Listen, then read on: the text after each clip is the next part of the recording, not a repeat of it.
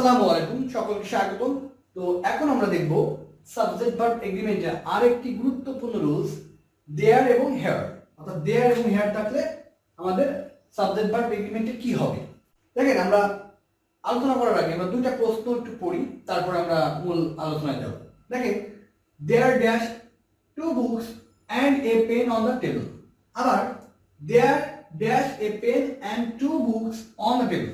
দুইটা প্রশ্নে কিন্তু একই রকম মনে হচ্ছে, তাহলে দুইটা কিন্তু ভার্ব কিন্তু আলাদা হবে। তাহলে আমরা রুলসটা প্রথমে জানবো, তারপরে সমাধান করব।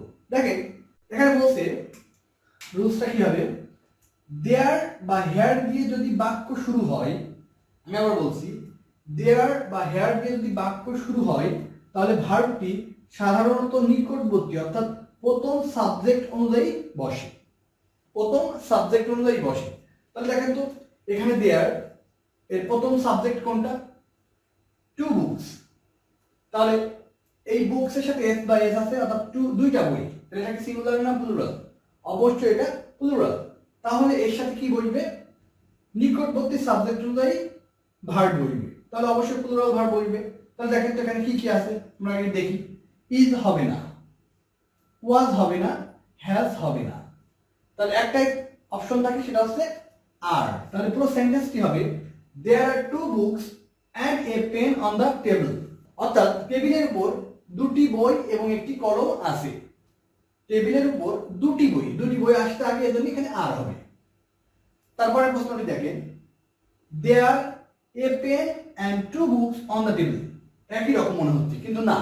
দেখেন, এখানে a pen, এখানে সিঙ্গুলার আছে। তাহলে a pen থাকলে কি হয়, সিঙ্গুলার থাকলে কি হয়? অবশ্যই সিঙ্গুলার ভার্ব গ্রহণ করবে। তাহলে দেখেন তো, এখানে সিঙ্গুলার, আগে আমরা প্লুরাল গুলো বাদ দিব। আর হবে না, অয়ার হওয়ার প্রশ্নই আসে না, হ্যাভ তো হবে না। তাহলে একটা অপশন থাকছে, সেটা হচ্ছে ইজ। তাহলে পুরো সেন্টেন্স কি হবে? There is a pen and two books on the table. অর্থাৎ টেবিলের উপর একটা কলম এবং দুইটা বই আছে। সেন্টেন্স একই রকম দেখা গেলেও কিন্তু পার্থক্য আছে। তো সর্বশেষ আমি আবার বলছি, দেয়ার বা হেয়ার দিয়ে যদি বাক্য শুরু হয় তাহলে ভার্বটি সাধারণত নিকটবর্তী অর্থাৎ প্রথম সাবজেক্ট অনুযায়ী ভার্ব বসবে। তো আশা করি বুঝতে পারতেন। তো পরবর্তীতে আমরা আরো অনেক সুন্দর সুন্দর রুলস নিয়ে আপনাদের সামনে হাজির হব। সে পর্যন্ত ভালো থাকবেন। আসসালামু আলাইকুম।